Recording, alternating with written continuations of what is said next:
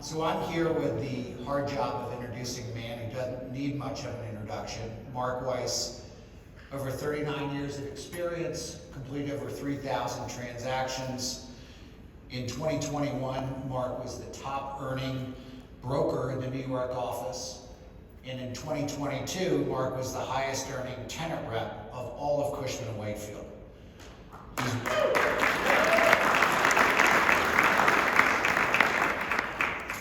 He's won the Real Estate Board of New York's Most Ingenious Deal of the Year 4 times, diversified your practice geographically.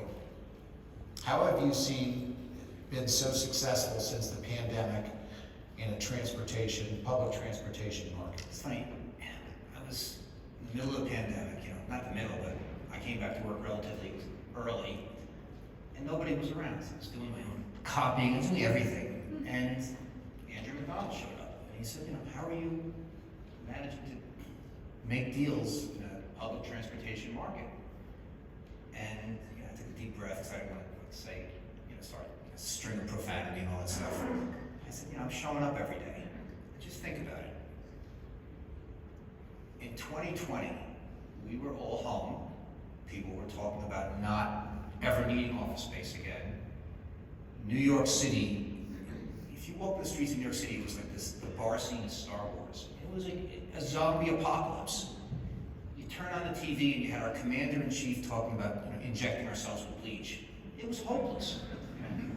How on earth could we pick ourselves up and feel good about what we're doing?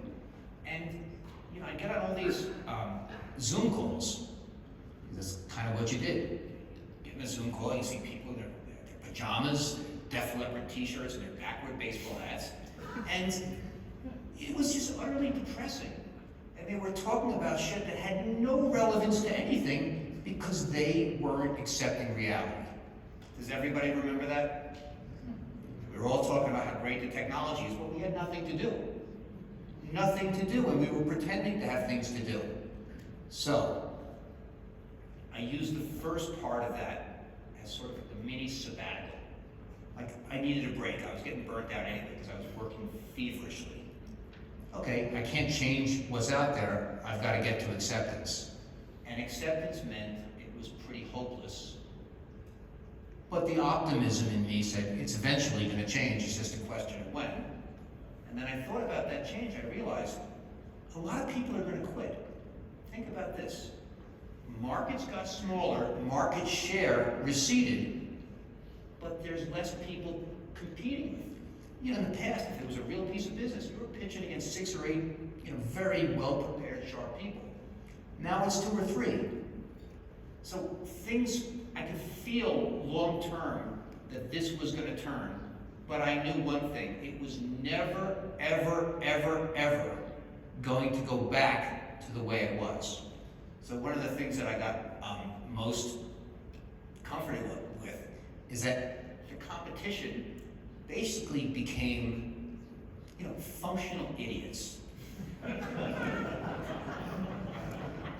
They hung out at home, in their sweatpants, their backward baseball hats, pajamas, whatever they were wearing, and they were hanging around their teenagers, and they started talking like teenagers. You'd get on these Zoom calls, and these idiots would be, like, and they were staying away from the office, and their skills were degrading.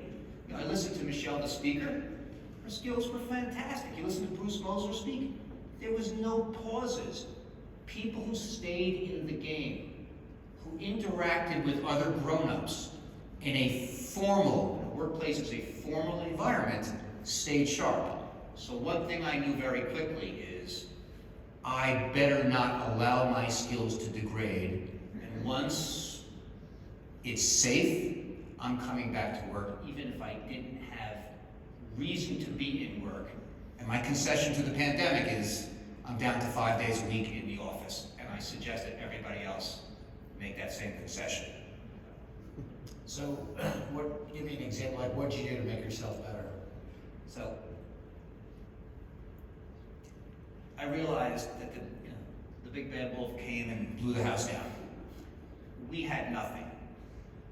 Waiting for things to come back to resume, when our commander-in-chief said, you know, things are gonna get back to the way they were. They were never gonna get back to the way they were. They were gonna be different. Not necessarily bad different, but different. It's like building a house. What's the first thing you're gonna do to build a new house? Well, you're gonna lay that foundation straight, carefully, so the house goes up straight. So we all had an opportunity in 2020 to reinvent ourselves, to conceive how are we gonna do things differently and better to adjust to what will be. You know, you don't throw a pass our own takeaways. What does any of that mean? What does that mean for our clients? How are we going to be successful? Remember, the world's changing, it's suffering. Things are going to be a bit compressed. There's only one way to do as well or better. Win market share. So, okay, that's the foundation for our house. We have to win market share. We have to take business away from our competition, and there's ways to do that. So, you know, one of the things that I did when I had a lot of time in 2020, gosh, I had a lot of time, was data mining. Instead of just showing up and saying, what am I going to do today? I made the mother of all spreadsheets. Every single transaction that I was involved in since 1984 when I started doing this, I listed tenant, landlord, building, date, commission, source, industry type, anything I could think of. If you do it in an Excel spreadsheet, it's pretty cool because then you can sort it. And if you sort it by source and then start making totals, it tells a really cool story. It tells you where you've been successful in the past. And should be relevant is that which we can make money, where we can be profitable. Anything else is irrelevant. So in order to be very successful, we need to focus on relevance. So part of the foundation that I was laying for the house I was building, the new business, was I'm going to operate on an NOA basis. Does anyone know what that means? It's a Mark Weissism. It's called net of assholes. I won't work with any bad tenants because they suck your life. Another thing that we had to, or I certainly had to adjust to, is a tripling of my personal failure rate. Used to be that I was 90% money good, meaning if I had an assignment, there was a 90% chance there was going to be a transaction. That slipped to 70. Not so bad, 7 out of 10. But you put your heart and soul into a project, and it fails 3 times more than it had, it's emotionally really taxing. I had to get used to that. I had to process it. And I had to process it in the context of not putting less effort in, but processing my expectations. And it was all coming together in 2020, towards the end of that year, where the green shoots came out, and I kind of had a business plan in place. So some of the things that I did on my big pivot was, I spoke to everyone I did business with, and the money guys, the private equity guys, the high-end guys, they were saying what public companies weren't saying, which is, I want my people together, we're better together. We're making big decisions, big investment decisions, and people aren't challenging each other. People aren't driving each other. People aren't motivating each other. I focused like crazy on the top end of the market. The top end of the market in New York was really robust. A great area of profits. I diversified geographically away from New York slightly and focused on 2 multi-market accounts, and everyone who's in this room knows that that's, in the past I didn't care about that, but by necessity I had to care about it. And here's one of the great things I learned about Cushman Wakefield. I was at Newmark before I was at Cushman Wakefield, and when you exported business, because their platform wasn't really consistent, you know, you were taking your life in your hand if you were gonna keep your client. At Cushman Wakefield, being able to every day, I didn't get discouraged. I mean, I was discouraged, but I didn't show it. I kept plowing through. I never quit. I took business from our competitors. I learned as much as I could about as many things as I could. And I kept believing that the competition is going to drop off, and I just have to hang in there. I just have to hang in there. Best or the biggest aha moment that you had while you were doing it? Here's the biggest aha moment. I didn't just data mine my successes.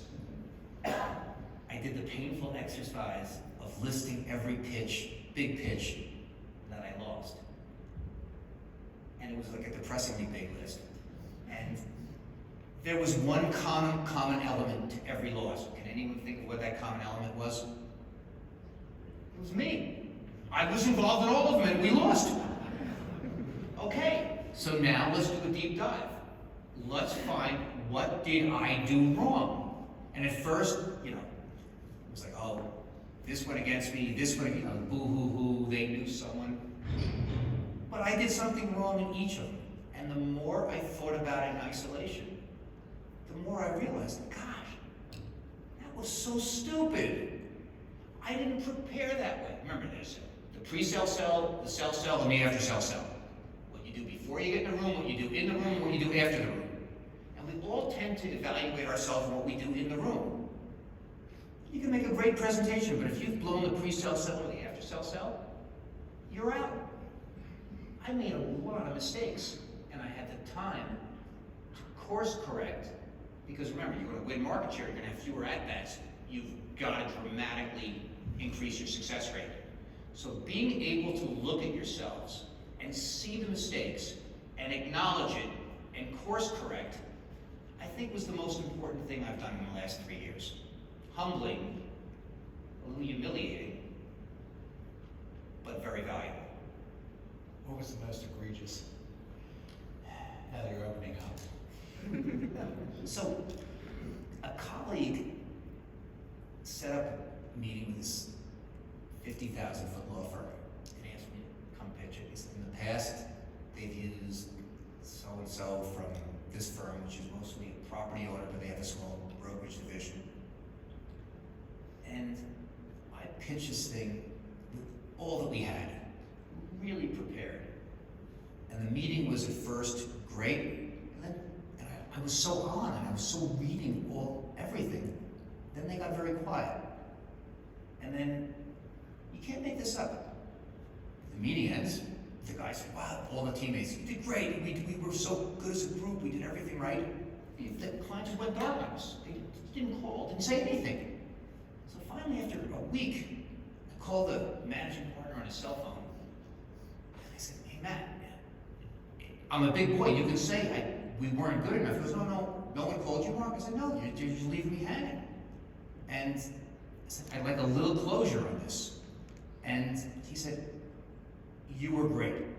We thought everything you said resonated. And the reason we got quiet is we realized that this guy, Jesse, that we had used last time and that we're using again, is the wrong guy. But his boss is our biggest client, and we were never going to use anyone else. We had to use him.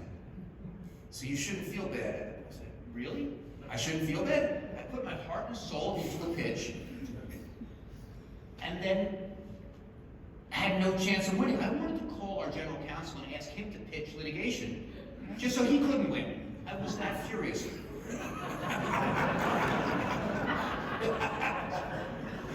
That's good. The takeaway, the humbling thing about all that, Malcolm, was I didn't do my homework in the pre-sale cell. Because if I did, I would have known that going in and may not have gone in. So think of the opportunity cost. Think of your self-esteem. Every time you lose, it doesn't help, right? I took a hit, and it was a needless hit because I focused on the sell comps.